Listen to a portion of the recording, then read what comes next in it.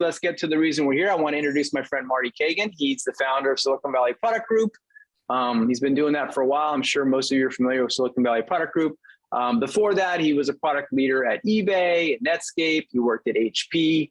His two books, Inspired, which has a first edition and a second edition, and Empowered, which came out about a year ago, are very popular. I'm sure everybody here already has a copy, but 85 of you now have new copies.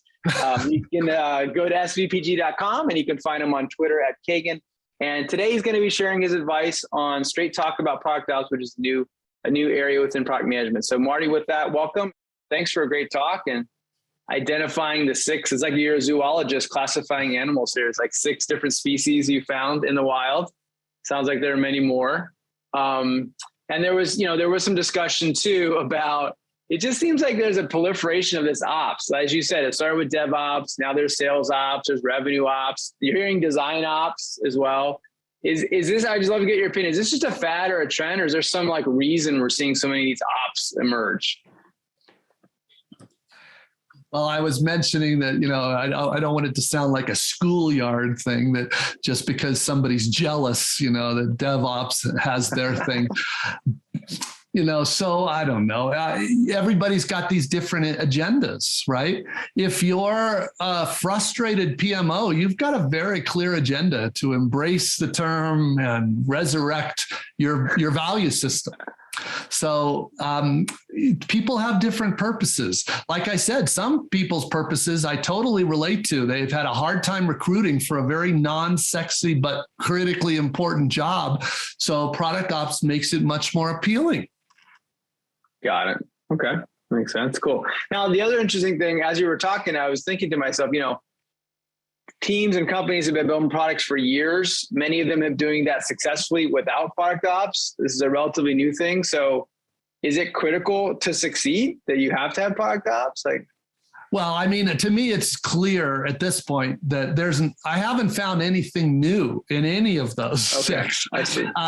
However, so even the one I really recommended, the one I called the force multiplier model. Right. While it wasn't new, I think, people, we're product people, so we know this.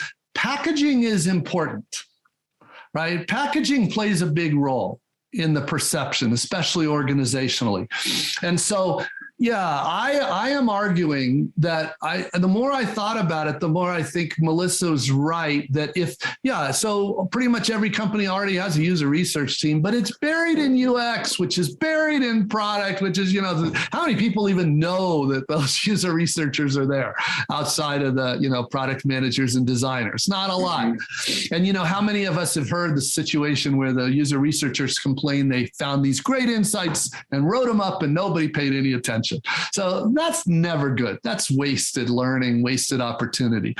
And similarly with data, there's a data team, but it's scattered. And, data teams exist even worse because those are sometimes in finance, sometimes as part of business intelligence, sometimes part of engineering, sometimes part of, they're all over. The good news is most companies have them somewhere, but even when they're all over, they're often torn between helping finance do their numbers and helping product get their numbers. So I like the idea, even though it existed before, I like the idea of putting it squarely in product, squarely right there to support all the product teams, all the product managers. And, like I said, sort of a seat at the table. So while none of those 3 pillars are new, I think putting them together in a more visible place, that has real value. Even if you could, some people have told me they think it's just, all I'm doing is moving some chairs around, Right. Really significant. But, I know, Dan, I think we even talked about this in the past, but, there's really, if you read the book, The Lean Startup, which I've recommended for many years, but there's really nothing new in there. But it was brilliantly repackaged. The guy who invented most of that stuff is this guy named Frank Robinson. He got no credit, but it wasn't new. But Frank's stuff had terrible marketing. Eric Ries did great marketing. So to me, what Eric Ries did was valuable. He really put these concepts together in a way that so many people understood now. Yeah. You don't think sync dev is a sexy name, Marty? Exactly. Well, you're one of the few people that know that. I know the deep cut. You got the deep trivia, PM trivia down there. Yeah. You got to know what sync dev is. Exactly. All right, cool. It's interesting because they're limited. They got because they're kind of pre-internet. They got limited exposure. Only their private clients interact with them. If it rubbed off, did it really do that? So, but I hear your point. That's what I was thinking too. Is these, and I like the listing of the 3 areas, but like qualitative insights, user research, best practices in a product org is to have that there and have adequately staffed with skilled people communicating effectively with your UX, other UX and product people. On the analytics front, I've been excited. Product analytics has been emerging a lot in the last few years. So it's not uncommon at all to see product analytics live underneath the head of product these days as well, right? So yeah, it's definitely got a lot more attention, especially as, look at it plots with traffic. Look at how traffic has changed over the last several years. And so that just became something that good companies have done for a long time, but now most companies do. Right. So. Exactly. Yeah. Yeah. Like we always talk about the 3 Sigma, what are the 3 Sigma teams doing versus the 2 Sigma, 1 Sigma.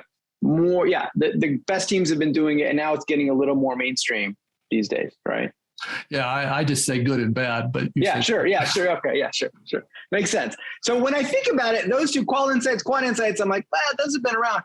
Then I think what's really new, to your point on the tools, most PMs are so busy running around. Nobody has the time to say, yeah, let me go research all the road mapping tools, or let me be the Jira guru and fix all the Jira. Like Jira is the first thing that comes to mind. Is like, if God bless whoever steps up on the team and says, I'll tackle this beast, right?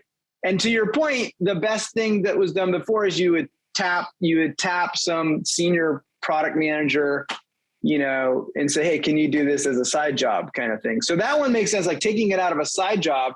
And I think you brought up an interesting point. It's like, hey, when your team is large, you mentioned 50 people as a number you threw out there. Like, I think if you've got 3 PMs, are you going to have product ops, or is it more like once you get to a certain size, if it's a force multiplier, you need a force to be multiplied, I guess. So, is there any kind of size parameters you've seen where it's more relevant or it can be more effective or? It's similar to like at what size do you start recommending a dedicated user researcher? And then at what size do you recommend 2 user researchers? There are, what I'm looking at are things like how user intensive are their products? Are they more platform products? I'll have kind of a different answer. Right. There is another dimension to that though, what you just brought up, Dan, that I saw that Michael just asked a question that I think is a pretty important one.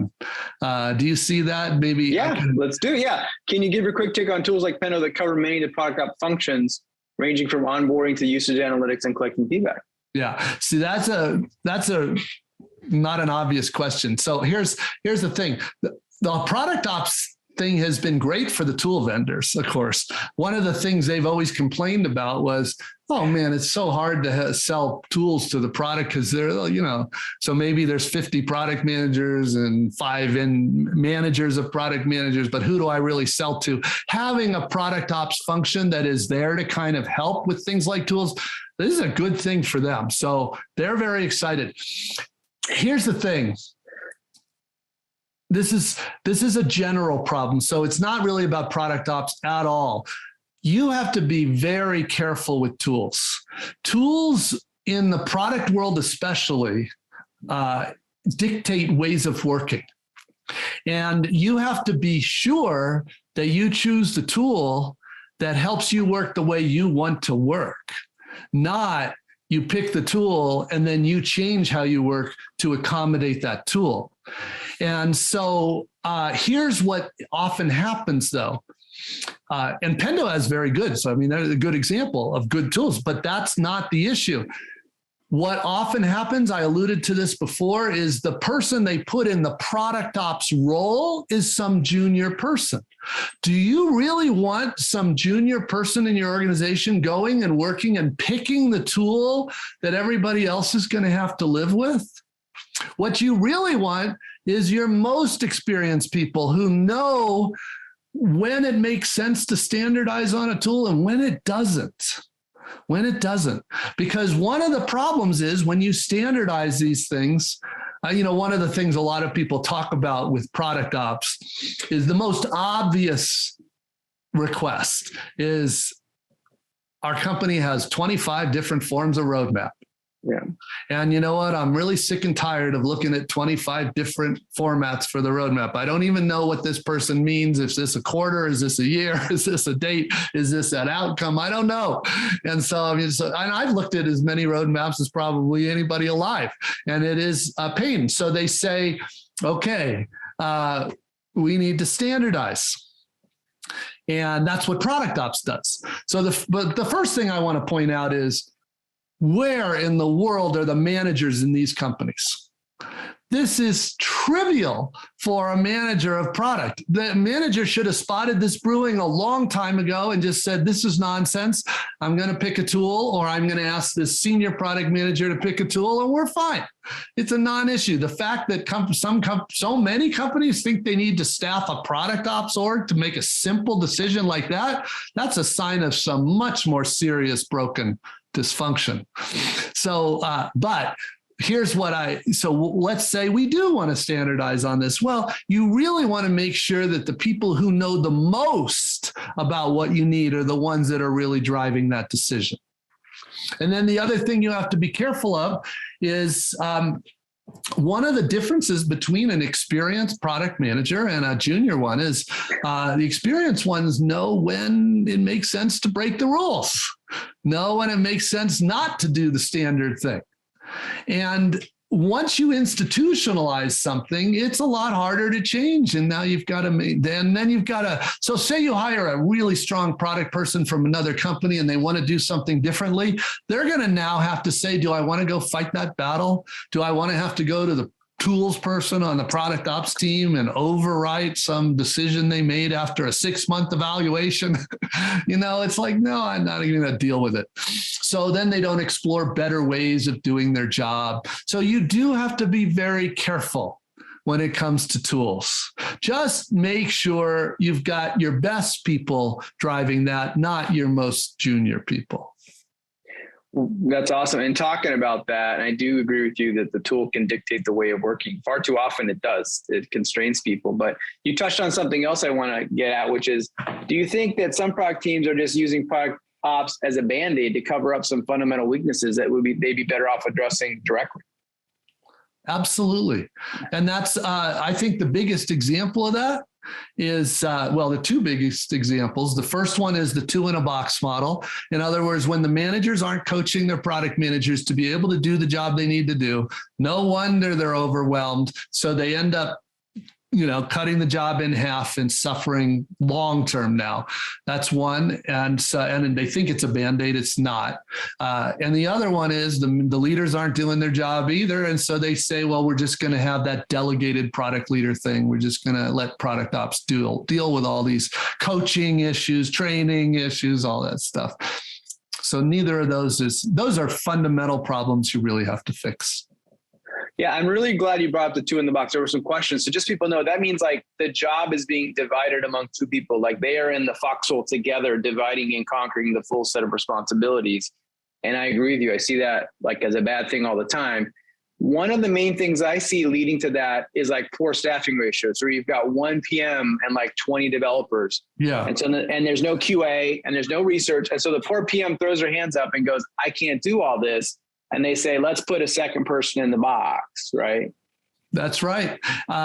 Absolutely. That's what I was trying to describe when they're trying to do too many jobs. So you need to fix that. But unfortunately, Dan, I can't use that as an excuse. In many of the companies I see, I get a very different reason from the product manager. And by the way, product managers are often the ones pushing for this. Okay. And I admit I do not have a lot of tolerance for this. So many product managers have told me they absolutely hate Jira. They absolutely hate spending time managing the backlog. And what they really want to do is hire an assistant. Right. And I always say, look, do any of your developers like spending time in Jira? Do you think your developers should all hire assistants to manage their side of the tickets? Do you think the designers like doing all the production stuff that they have to do? This is part of all of our jobs. And all I can say is as a leader in a company, there's no way I have sympathy for a product manager wanting that little assistant to handle the administrative part. Yeah, I just saw that first time. It's like they don't want to do the grunt work. They want to just the glory or whatever. I don't know. It's like define the feature and then hand it off, and then everything will be fine downstream of that. And we know that that's not how it's going to play out. Right? Yeah, and there's so this is definitely not everybody, but there is a pattern where some people really believe they want to manage people. And they want somebody to boss around. And so that is not helpful. But again, I'm not just saying this for costery. I'm saying this because fundamentally, when you lose that intimate interactions with the engineers, you lose a lot more than you think. Right. Yeah, totally. Cool. One related, it's not exactly the same, but another role we're seeing emerge a lot, and somebody mentioned this in the chat, is chief of staff. And like CEOs some CEOs had a chief of staff, and now it's becoming trendy for all the execs, CMOs, and CPOs and VPs of products have a chief of staff. So I'm just curious, it sounds a little similar, anyway, I'm just curious if you have any thoughts on this chief of staff for a CPO or VP of product. Yeah, I mean, obviously, if you're running a major division of a big company, to me, that's makes total sense and not a problem. And so at certain level, but I tell you, I mean, overall, if I look over like 20 years, I see less of those roles rather than more, because the tools are a lot better. Most even executives do a lot more of that activity than they used to. Yeah, cool. And last question is, it is a newer role. So for product leaders who want to hire for product ops, what do you think are the ideal backgrounds? It's not like someone could say, yeah, I've been doing this for 20 years because it hasn't been around. So what are the ideal backgrounds for this role? Well, so the most important thing is to highlight that which of the three pillars are you talking about? First of all, which of the 6 models are you going to do? So, and if you decide on the force multiplier model, then you have to say, well, which are the 3 competencies? Because those are 3 very different competencies. I mean, we probably both know a few unicorns that are good at both the qualitative and the quantitative and the tools, but that's really rare. Most of the time we hire dedicated, and specially trained data analysts or data scientists, depending on the kind of products, or specially trained user researchers. That's what we're looking for. And for the best practices pillar, that one we're usually looking from our own ranks of product and design. And we're looking for among the most, what we want to do is get leverage out of them. Just like the reason I actually called it force multiplier. So you guys know, like at Google, one of the most amazing engineers is a very famous longtime one, Jeff Dean. He's been there forever. And, he's actually been responsible for a lot of the most important platform services. He could have worked on any of the services and been awesome, but Google recognized early on that why don't you take somebody like that and put him on platforms so that all of the services can build on his skills. That he literally is and has been for many years a force multiplier for them. So it's been a practice in engineering for a long time. We'll put them, but remember the engineers are actually building the product, so there's a different dimension there. But anyway, yes, that's what we're looking for, is take your best and find out how to, because obviously a principal product manager, you can put that person on the hardest team and great, and they'll probably love it. But you could also look at putting that person in this role and helping them and telling them literally what I want you to do is help raise the bar on all our product people. Yeah. And that's kind of what I was getting at, is I could see some people potentially getting into these roles that don't have much product management experience. They can somehow pitch themselves as a process person or a tools person, maybe. And I would think you'd want people with deep expertise to do it. Then the question is, if I'm a rock star PM on your team, up and coming, how do I decide whether it's better for me to lead the next major product initiative, or kind of take what could be perceived as a timeout from the line job and do this like kind of, force multiplier job. Yeah, well, and that is a totally legit. I've had a lot of coaching discussions with people on that. And in fact, they also have to decide, do they want to go the ultimate individual contributor route, or do they want to become a product leader? And right. We'll often talk about what they love in their job and what they don't. And I have tons of, that's why our industry is always believes strongly in this notion of dual career ladders. So you don't want somebody to take a management position because they want to get better compensation. You want them to be able to go the IC route as well. And so that's absolutely. And people can go back and forth, and sometimes right. They do both. Right. Now, I was having this discussion with the product leader. What I said is like, why don't you pitch it as a rotation, like a 9 or 12 month rotation? They're going to get to meet all these people across the product org, and then they can kind of have better visibility in what do they want to do next. Right? Maybe they're tired of doing one product. Love that idea. Yeah. And most importantly, you're helping raise the bar for all the rest of them, right? So that they can get exposure to this awesome person. And on that note, and you would probably say this falls under the leader's role, they may be, I think that list of qual, quant, and tools is good. I think there's some others, maybe minor items that could be on there, maybe training, like coordinating the training or something like. Yeah, that's often in that methods and tools one. Absolutely. So for example, let's do our own onboarding. I always love our own onboarding program. And so, have somebody there, perfect person. Mostly these people love doing stuff like that. They just don't want to manage people. Right. Got it. Cool. All right. Well, awesome. Marty, thanks for that great chat. We have a lot of questions, so let's switch gears and switch to the questions. So we're going to start the questions here. So first up, we have Genia Jaquez. Sorry if I'm not pronouncing it right. Are you still here? Or are you here? No. Yeah, there you are. Cool, great. Okay, I'm cool. Here. Yes. Hi. Hi, Marty. Good to see you again. So my question is going back to what you said as a word of caution around processes and not to become too process heavy. And then thinking about one of the functions of product ops being around best practices. And often best practices involve processes. So it feels like maybe there is a fine line there between creating best practices, but not becoming too process heavy. So, is it just sort of like a balancing act and you need to find, or what's your recommendation around sort of finding that balance in best practices and not too process heavy? No, that is the perfect question, because this is why I was saying, if you have a junior person come into that role, they don't know any different. They're probably going to look online, find some convoluted process, and say, this is what we should do. On the other hand, if you have one of your strongest product people in that role, they'll probably say, look, this is a judgment. This is not a process thing. Or, we have 3 different things we might do here, depending on the situation. This is a really important point, and I can't emphasize it enough, but that's why this really is so cultural, right? Because you have to make a choice. Are you using this role to institutionalize a process or set of processes, or are you using this role to empower other people to make good judgments? Thank you. Yeah, that's a great distinction. It's a great question.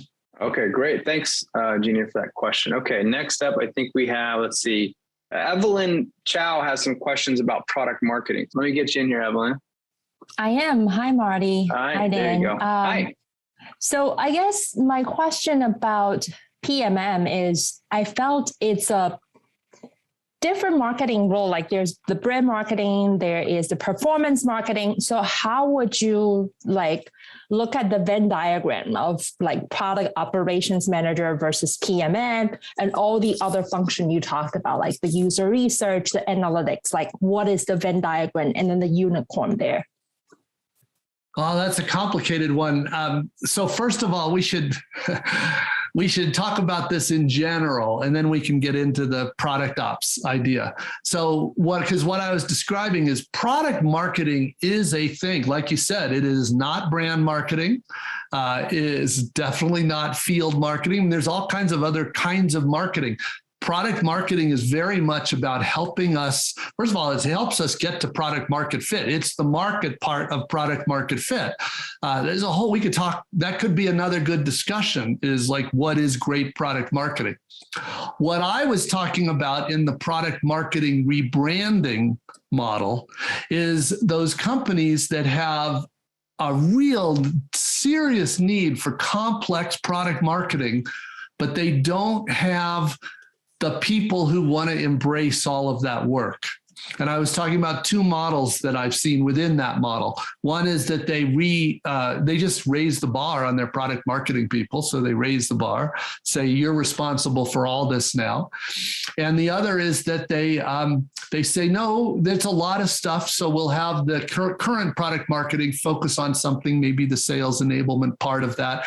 And then we'll have the product ops part of product marketing focus on these other aspects, which are things like, look, we get feedback from all channels, right? Direct, we get feedback from sales, from marketing, from all channels. We have to assimilate that. We have to provide that feedback to product. We have to run tests on our different channels. So how is our product performing as it gets delivered through different go-to-market channels? This is just, there's a ton of work to do. So that's what I was referring to. You're kind of getting more into, well, how does a good company define product marketing? I have a partner, Martina, who's coming out with a book soon in the next several months that is going to take a stab at that, is saying, like, here's what she sees as best practices for strong product marketing. Today, product managers really need that product marketing partner, especially if there's a direct sales channel. It is just very, very difficult to do both jobs with one person. All right, thanks for the question, Evelyn. Okay, next, there was a person named Robin that had a question, but I can't find them in participants, so I think they might have left. If they left, I think Laura Watros had the same question, and this is the whole PMPO. Visiting the two in a box question again. Yeah, you're there. Cool. And feel Hi, free Dan. to start. Hey, hi, Marty. Okay. I'm good. It's late. I have my pajamas on. Okay. You want to show us? You don't want to show us your cool pajamas? Is that what you're saying? Okay, that's cool. No worries. So, we're trying to scale our organization, and we're trying to figure out sort of the best model. And we have a bunch of feature teams, and we're trying to figure out, how do we manage, like, you've got some people who are product owners who are leading like 3 feature teams, which is absolutely insane.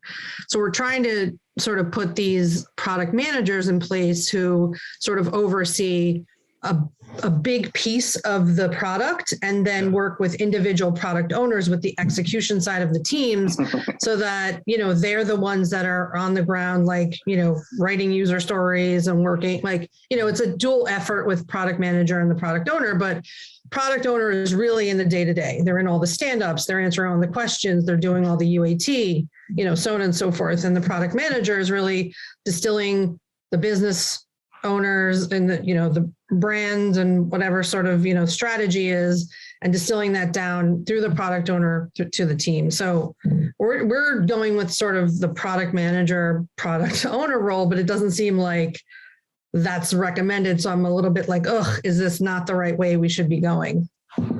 Well, I can tell you that what you described is really common, and I've never seen it work well. So I am not ever going to recommend that to you. I think you're going exactly the wrong direction. I wouldn't be surprised if you're using SAFe, because it recommends that model you're describing. Yep. So if I was talking to your CEO, we would have a heart-to-heart. Yeah. Because and frankly, until and unless your CEO gets enlightened, it's very difficult to kind of make the necessary changes. I would just say too, your situation is not about product ops at all. Your problems are much bigger than product ops. Yeah. So that's just a minor little thing on the side. Yeah. Thank you. Sorry. No, that's okay. Thanks for your question. And if you just Google PM versus PO, you'll find a lot of good advice on that front. So, all right, cool. Next up, we have Felicia Anderson. Felicia, let me get you on here and you can ask your question. Sure, thank you.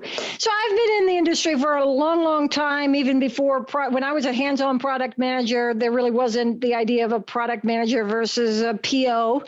And I resisted the segregation of the two roles, but I finally caved. And the reason I caved, now that I have a product team, is that I found me and also people that worked for me, if I integrated that role, the piece they neglected was the part of discovery and talking to clients. And for me, the one piece I didn't want them to neglect was talking to clients. I didn't want them to get so internally focused that they missed what I think is the most important thing. So how do you do that? If you integrate those roles again, how do you keep that mistake from happening? Well, so first of all, I would agree with your assessment on what's the most, what making sure what doesn't get compromised. But the first response is, where was their manager? Where was their manager? That's exactly what a product manager is supposed to be doing, watching, coaching, making sure they are spending the time. I remember the person coaching me first on product. I was an engineer moving the product. He wouldn't let me make a single decision for the product team until after I visited 30 customers. He insisted that I go to 15 in the US, 15 in Europe before I was able to make the dumbest little decision, any decision, because of this point. He believed, as you do, as I do, that is the foundation. The foundation. And without that, but he was the one responsible for coaching me. So he made sure I did that. And frankly, if I didn't do it, I would not have been able to do the role. So this is what I mean by managers need to be doing their job. Those are the ones that we depend on for making sure that people know how to succeed. So I'll follow up here one question. So one approach I've tried to make enough time for my product managers to talk with clients is then you kind of divide up the product manager role, not between product manager and product owner, but for this subsystem and that subsystem. And then it's a different kind of integration that you miss out on that. Well, you're right. You're getting to a different topic, which is called team topology. How do you define the scope of each product team? Because that is another big variable, is how much scope do you give them? Another similar variable is how many engineers do you have? Right. It's one thing to be responsible for 2 engineers. It's another thing to be responsible for 12. So these are all variables, and this is what leaders are supposed to be considering. Make sure you're setting people up to succeed. In many ways, I will tell you, it's actually easier for the product manager when they have more scope than less, because especially when you have more end-to-end responsibility. At Netflix and at Amazon, they use the same guidance for team topology, which is we want to structure our teams so that they are highly aligned, but loosely coupled. Yeah. And so yes, you're bringing up the topics. Okay, so much of this boils down to the leaders being able to work through these topics for their people. Got it. Thank you. Sure. All right, great. Thanks, Felicia, for your question. All right, Gina, let's see if Gina Jiang's here. Yes. Hi, Dan. Okay, great. And then feel free to turn on your video if you'd like. Okay, let's go. I'm also part of the wearing pajamas. Pajamas, all right. Okay. You want to be comfortable for these talks, you don't want to, I see, it's all good. Okay, cool. We'll go for it. Cool. So I love the force multiplier model. In this model, how do user research and analytics team work with the product teams? Do they sort of operate as a center of excellence? Do they own sort of broad strategic projects that are valuable to all product teams? Do they embed with a specific set of product teams? What have you seen to be most effective in terms of how they work with product teams? No, that's a beautiful question, because there really are a couple models out there for this as well. I'm sure you know this, but and it applies, by the way, to both user research and data analytics. So one model is, if you have enough people, to embed a user researcher on each team that needs one.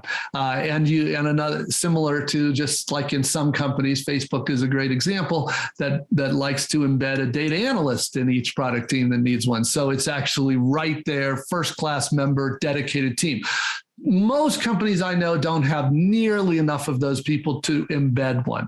So in that model, there's a smaller group of user researchers, smaller group of data analysts that are really there to help empower the product teams. The way I explain it to like the user researchers is your job in this model. Let's say there's 10 product teams and 2 or 3 user researchers. I tell them your job is to empower and enable each of those 10 teams to be able to do quality research every week. And so obviously you can't work enough hours to do that, but you can teach them what they need to be taught. You need to do the parts for them, like maybe you're screening candidates, maybe you're reviewing their plans, maybe you're looking at their conclusions, you're coaching them until they know how to do a test reasonably well. You are doing it for them. And then, so it's like, I'll show you one, then you do one, that kind of thing. But that's the more common scalable model. What is dangerous, and because I know you alluded to this too, is a possibility. What is dangerous is the model where you set up user research as an internal agency.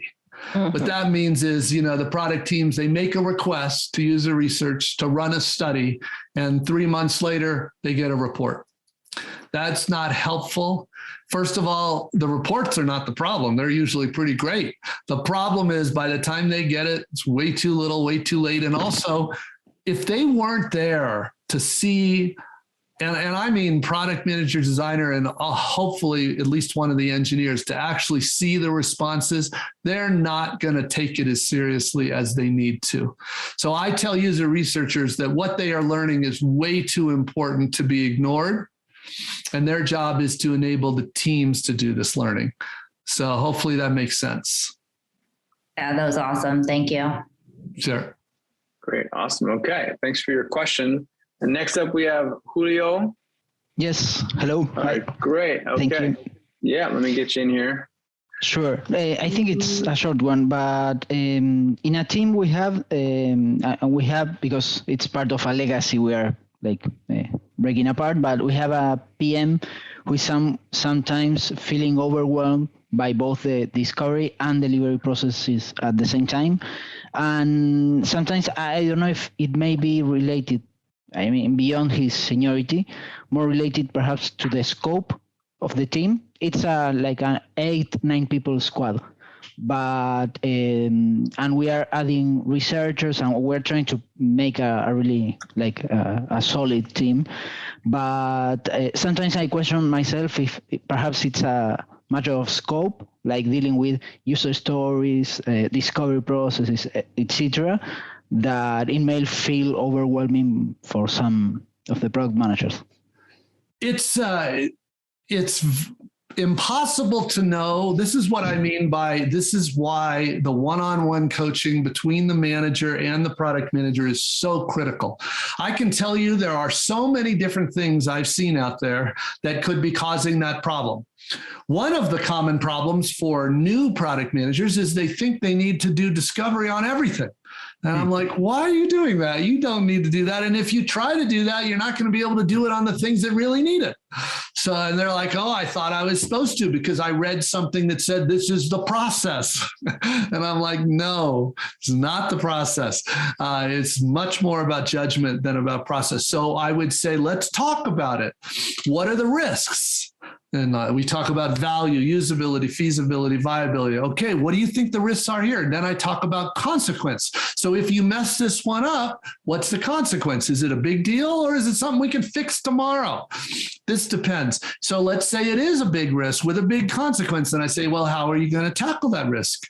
And they might say, well, I was going to build I put this MVP that's going to take 3 months on the backlog. I'm like, why are you doing that?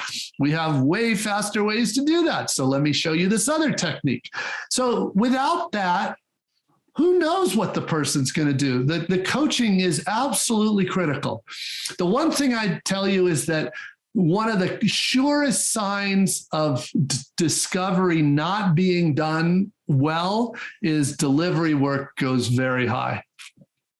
In other words, if you have to address the questions one place or another. So if you're not addressing the issues in discovery, they're only going to come up in delivery. If you are addressing the issues in discovery, delivery should be very straightforward for the product manager. There will always be some questions.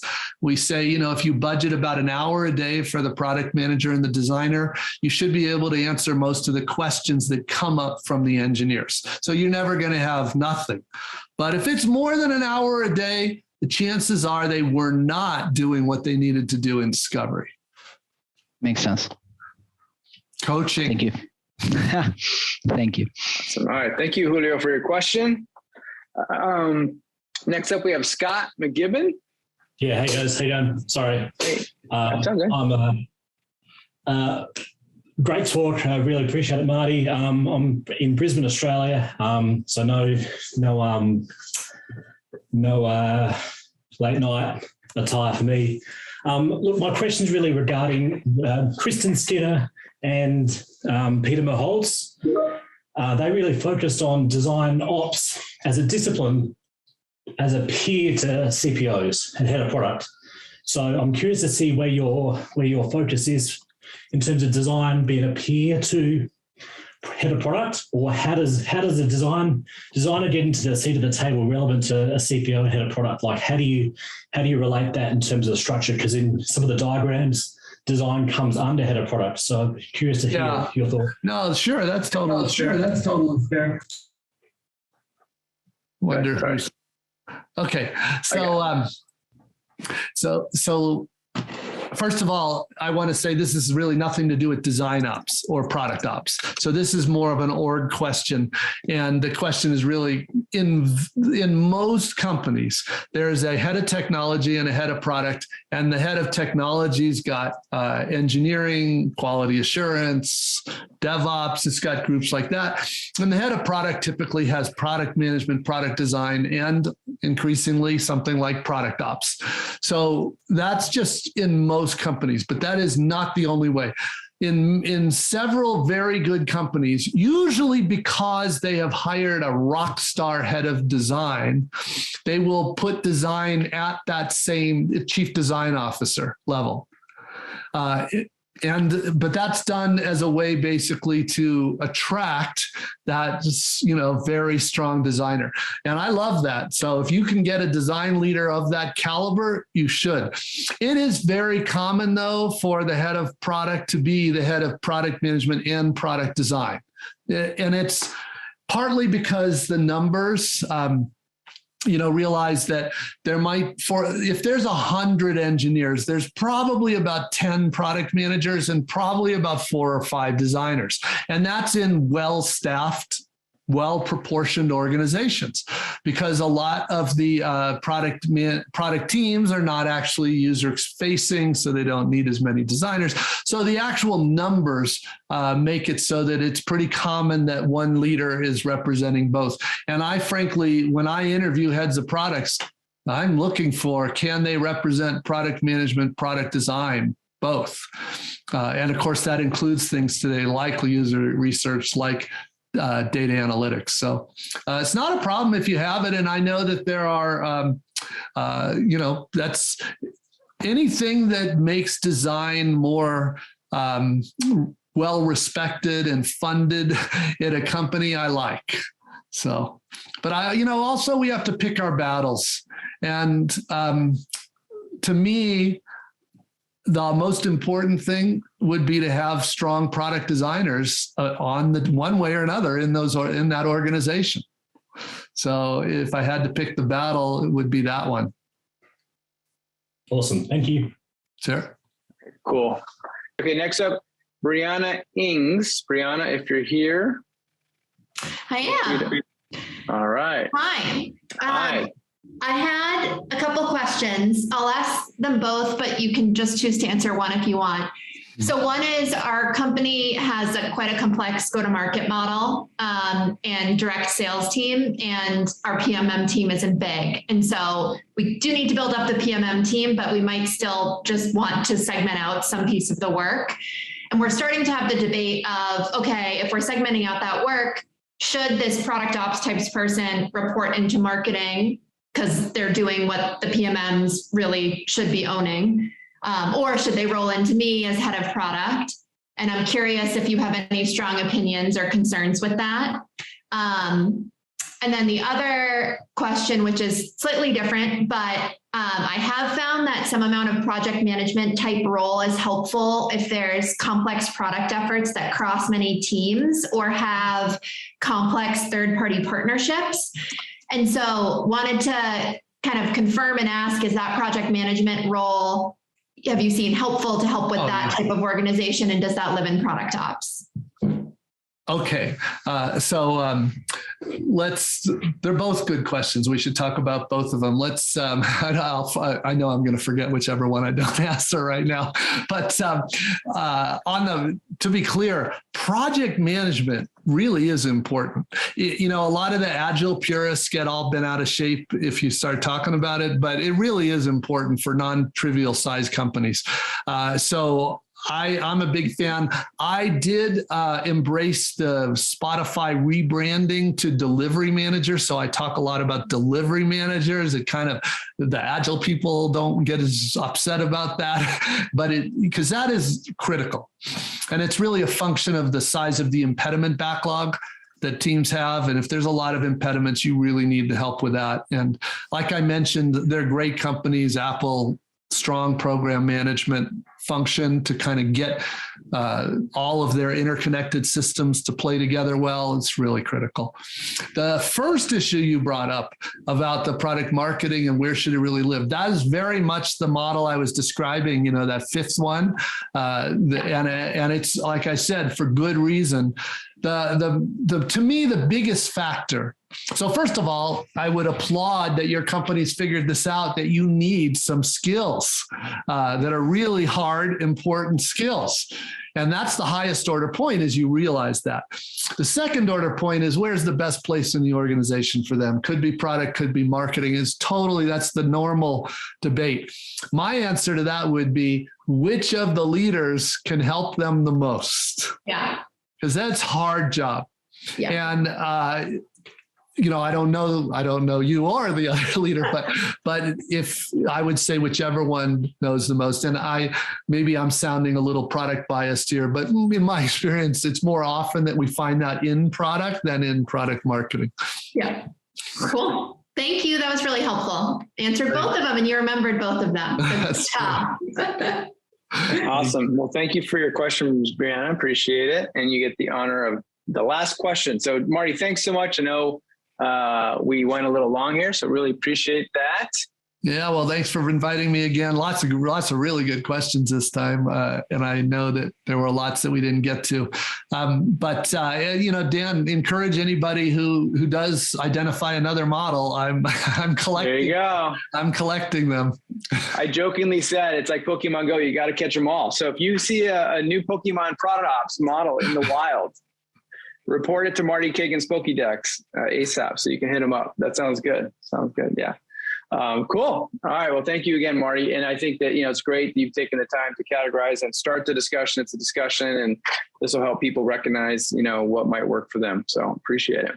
Thank you very much for spending time with us tonight. Appreciate it.